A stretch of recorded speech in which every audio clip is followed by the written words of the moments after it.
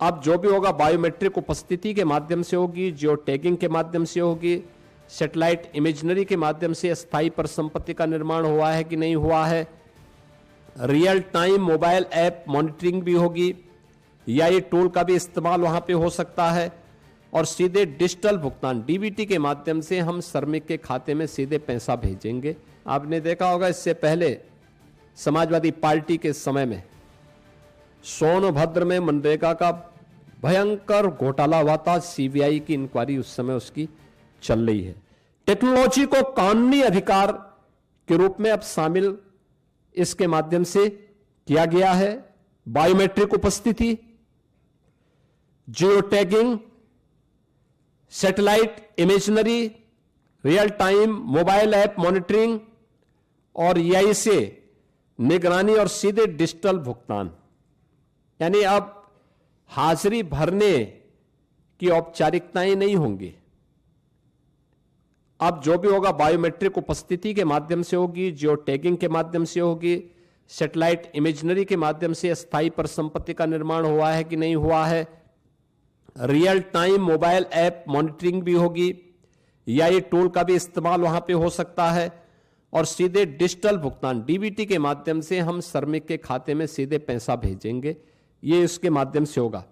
फर्जी नामों पर पैसा उठाने का खेल अब हमेशा के लिए बंद। आपने देखा होगा इससे पहले समाजवादी पार्टी के समय में सोनभद्र में मनरेगा का भयंकर घोटाला हुआ था। सीबीआई की इंक्वायरी उस समय उसकी चल रही है। यह भी उनके समय में लगातार होता रहा है। 6 माह में अनिवार्य सोशल ऑडिट, डिजिटल और समयबद्ध बहुस्तरीय शिकायत निवारण, जिला लोकपाल की व्यवस्था और केक के मानकों के अनुरूप ऑडिट की व्यवस्था भी इसके माध्यम से रहेगी। दूसरा,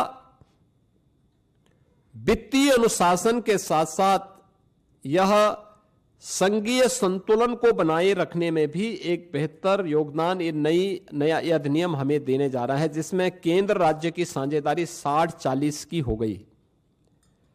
स्पष्ट वार्षिक बजट, लेकिन काम मांग आधारित ही रहेगा, यानी काम जो मांगेगा, गांव में मांगेगा, उसके अनुरूप ही वहां पे उसको कार्य भी दिया जाएगा। राज्यों को अधिक वित्तीय भागीदारी से में स्वामित्व, निगरानी और उसके गुणवत्ता सुधार, ये राज्यों को इसका पूरा वो दिया गया है कि राज्य इसके लिए करेंगे।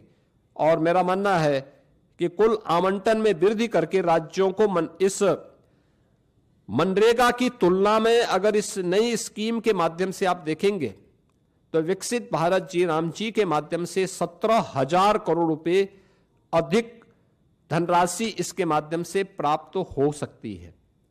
इसमें राज्यों को, यानी इससे पहले होता क्या था मनरेगा में, जिन राज्यों में श्रमिक कम है, जिन राज्यों में गरीबी कम है, उन राज्यों में पैसा ज्यादा जाता था क्योंकि फर्जी भुगतान होता था।